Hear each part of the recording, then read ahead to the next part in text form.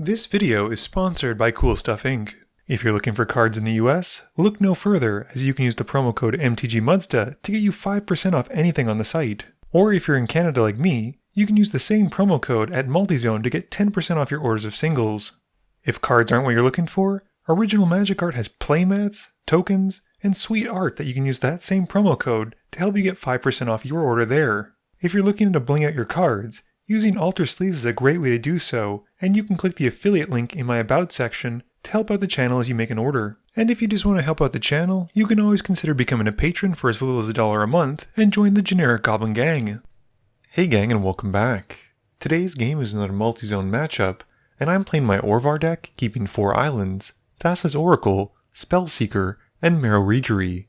Fred is playing the Scarab God, keeping Turgid, God of Fright, Liliana the Veil, Vampiric Tutor, Ancient Tomb, Cabal Coffers, Watery Grave, and a Swamp. Dom is playing Carth, keeping a Windswept Heath, Forest, Jiraga Treespeaker, Arcane Signet, Ilzian Caridid, Garruk Wildspeaker, and Garruk Apex Predator. Miguel is playing Prosper, keeping 3 Swamps, Tainted Peak, Dualcaster Mage, Light Up the Stage, and Rakdos Signet. I win the die roll and start us off. I play an island for turn. Fred plays a swamp and casts Vampiric Tutor, losing 2 to put a card on top of his library. Dom plays a forest and casts Jiraga Treespeaker. Miguel just plays a swamp and passes back to me. I play another island and pay 2 for a Meeboy Changeling. Fred plays an Ancient Tomb and then takes 2 to cast a Woe Strider, making a 0/1 goat token as it comes in. Dom plays an Overgrown Tomb for turn, taking 2 to have it come in untapped, levels up his Jiraga Treespeaker, and then taps that to cast his Ilzian Caridid.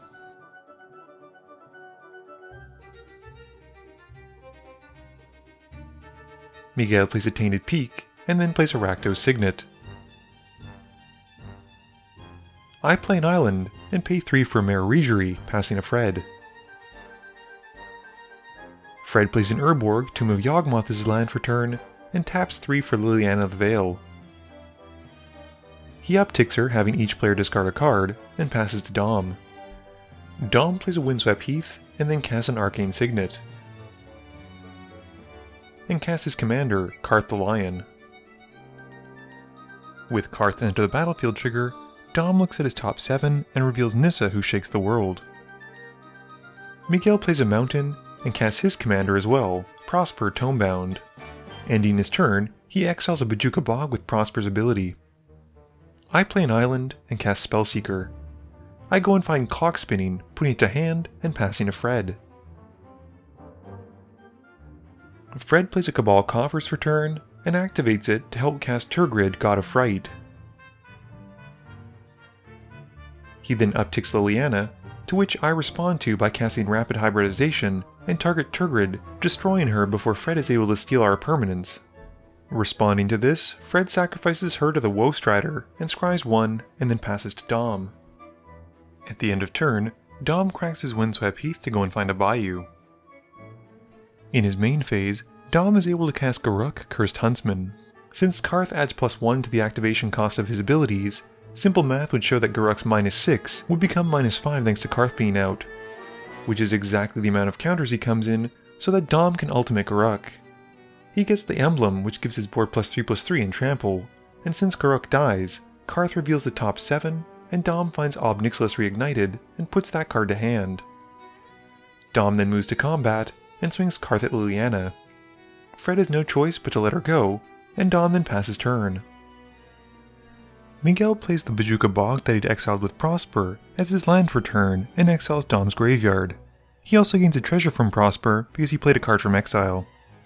He then swings Prosper at Dom and deals 1. And in his second main phase, uses Spectacle to cast Light Up the Stage and exiles 2 lands, and then another land off Prosper as he moves to his end of turn. I cast Phantasmal Image in my main phase and have it come as a copy of Prosper. I move to combat and swing 4 at Miguel. Passing, I exile an island off my copy of Prosper, and Fred starts his turn. Fred plays an exotic orchard for turn and activates the coffers again. He then casts the Scarab God and then a Talisman of Dominance and passes to Dom. Dom plays a forest and pays 5 to cast Nissa, who shakes the world. He upticks her to animate a land and swings at Miguel for 12. In his second main phase, he casts Ob Nixilis Reignited and upticks the Walker to draw a card and lose a life, and then passes to Miguel. Miguel plays a land for turn from his Light Up the Stage, which makes him a treasure from Prosper's other ability. He then casts Heat Shimmer targeting his commander, and with it on the stack, flashes out a Dualcaster Mage targeting the Heat Shimmer. Knowing the combo would win him the game, I countered the Dualcaster Mage with an Arcane Denial. With nothing else, Miguel passes, exiling another mountain to Prosper. On my upkeep, I draw a card and Miguel draws 2 from the Arcane Denial. I then draw for turn and play an island that I'd exiled with my Prosper, but forget to generate a treasure unfortunately. I then cast my commander, Orvar, which lets me untap a land thanks to my Retreat trigger. Not wanting to stir the pot, I just pass. Fred untaps and responding to his Scarab God trigger, activates the Scarab God to reanimate Turgrid as a zombie. He then resolves the Scarab God trigger, and each of his opponents lose 1 life as Turgrid is now a zombie, and he gets to scry 1. He then casts a Grave Pact, and sacrifices his goat token and forces us to each sacrifice a creature, which has Turgrid bring them all back to his side of the field. He then sacrifices the changeling that he got from me to loop it again. This time the Spellseeker comes back onto his side of the board, and Fred goes to search for a spell, finding Limdol's Vault to put to hand. He then sacrifices the Spellseeker to loop it again, and with the Phantasmal image coming in this time, he has it becoming a copy of Dom's Caridid, and now having most of the creatures on the board, he passes turn.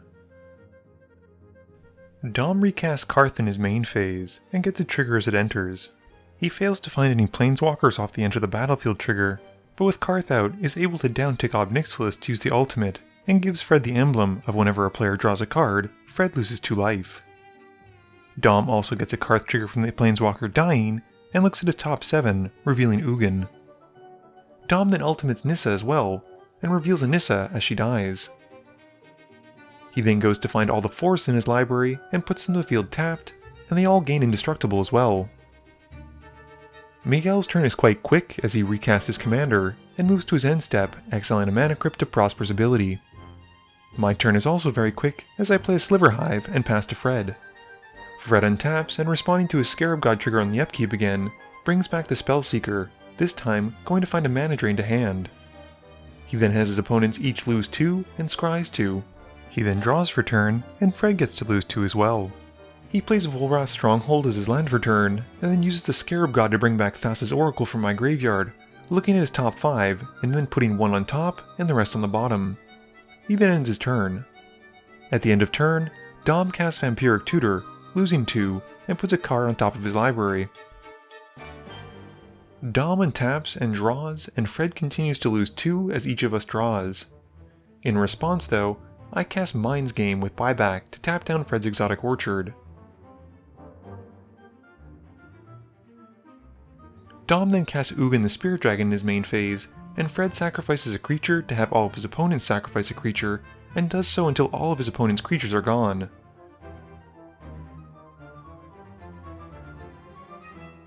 Ugin then resolves, and Dom uses Ugin's -5 to exile all colored permanents with 5 mana value or less. He then follows up with Nissa Vital Force, and he downticks her to regrowth Ob Nixilis back to hand. Miguel untaps and recasts Prosper again. He plays the Mana Crypt that he'd exiled and makes a treasure token, and then passes, exiling a land at the end of turn thanks to Prosper. My turn is pretty disappointing as I play a land and pass to Fred. Fred recasts the Scarab God in his main phase, and follows up with a Sword of Feast and Famine. He has just enough mana left to equip his commander, and he passes to Dom. Dom untaps, and uptakes Ugin, bolting Miguel. He then casts Command the Dreadhorde and puts to field Nissa, who shakes the world, and Liliana the Veil onto the battlefield, losing a total of 8. He then recasts his commander, but unfortunately whiffs on the enter the battlefield trigger. He then upticks both Nissas, animating 2 lands, and then downticks Liliana, forcing Fred to sacrifice the Scarab God. He moves to combat and swings at me for 14. In his second main phase, we then see Garruk Apex Predator coming in to make a beast token, and he passes turn. Miguel untaps and plays a land from Prosper, making a treasure. He then casts Share the Spoils, exiling the top card of each player's library. He casts Confront the Past off the Share the Spoils where X is 4. He then follows up with Wild Ricochet and gets a copy of the spell. He takes out Ugin and Nissa Vital Force the spell, and then casts Seize the Spoil, discarding 1, to draw 2 and make a treasure. I play Castle Vantress off the Share the Spoils, and then cast Dig Through Time, delving away my entire graveyard, and keeping 2 of my top 7. I then have nothing else, and pass to Fred. Fred untaps, and before leaving his upkeep, casts Limdol's Vault, to which Miguel responds to by casting Bedevil, and takes out Garruk Apex Predator. Fred then settles on his top 5, setting them in a specific order, and he then draws, and in his main phase, overloads Cyclonic Rift to bounce all of his opponent's non-land permanents back to their hand. He then recasts Liliana the Veil, and forces each of us to discard a card by upticking her, and passing to Dom. Dom recasts Nissa, who shakes the world, and once she resolves, upticks her to animate a land, and swings both Force at Miguel, who takes the hit. He then recasts Obnixilis, upticking the Walker to draw a card and lose 1. Eternal Witness then comes in and puts Command the Dreadhorde back to hand. He recasts the Command the Dreadhorde, this time putting out Garruk Apex Predator and Ugin back into play, losing a total of 15. He then upticks each Walker, making a beast token and dealing 3 to Miguel, and passes turn. Miguel untaps and recasts Prosper. He then casts Share the Spoils again, and casts a Training Grounds from the exiled cards, making a treasure. He then casts a Kur Tribe Elder, making another treasure, and then sacrifices it once it resolves to go and find a land. He casts Stitch Together to bring back the Dualcaster Mage, and once it's on the field, casts My Ghostly Flicker, targeting the Dualcaster Mage, which, because of how it works with the spell, would be able to keep coming into play over and over again, but it'll have no impact overall. Miguel then casts Dance Macabre, and has each player sacrifice a creature, and as he rolls, hits below a 7 to bring back only his commander. Miguel then plays a Wild Mage Sorcerer, and moving to his end step, exiles a card to Prosper's trigger. I play Ghost Quarter, and then cast Lord of the Unreal, passing to Fred. Fred untaps, and due to all the damage he's taken from the Obnixilis emblem, gets knocked out as he draws a card, taking 2. Dom untaps and recasts his commander Carth. He then activates Ugin's ultimate to draw 7, gain 7, and put 7 permanents from his hand onto the battlefield. He puts down Carpet of Flowers, Garruk Primal Hunter, Garruk Unleashed, Tevish Sat, Doom of Fools, Grist the Hunger Tide, Liliana Waker of the Dead, and an Arcane Signet. Dom then downticks Obnixilis to take out Prosper, and swings enough creatures to take out Miguel. I realize at this point the game is pretty much hopeless, and scoop it up to Dom. Game review time. So, you've probably already written a comment about this, but yes, we did misplay the Share the Spoils. I think it might have been a combination of the fact that it was late at night, we were all very tired, and we'd never played the card, but I didn't think it made enough of a difference to negate the game from being as good as it was. I think up until that point, Prosper had done quite well, and Miguel was generating a decent amount of treasures from him, although it would have been nice to see Prosper exile something other than lands. Fred's Scarab God deck was certainly scary once Tergrids hit the field, and I can definitely see why people have problems with that particular legendary. Once that Grave Pact was in action, it seemed like Fred was basically going to never let us have creature cards, and that can be not fun. I expected very little from Dom's Carth deck, since I didn't give much thought to Golgari Planeswalkers, but considering Golgari is in Atraxa, and Atraxa runs a lot of Planeswalkers, I probably should have rethought my stance. I thought the deck functioned beautifully, and the fact that he's able to trigger when he comes in or when a planeswalker dies means that most of the time when Dom used the ultimate on a planeswalker, when it went to the graveyard, he'd almost always find a replacement to put to hand. The replacement plus Carth powering out those ultimates made me a big fan of this deck. This video wouldn't be possible without the help from my sponsors, Cool Stuff Inc., Multizone, Original Magic Art, and Alter Sleeves. But it definitely wouldn't be possible without the help from you, the viewers, and my patrons. So I just want to say thank you for watching, and to remember, friends are just opponents you haven't eliminated yet.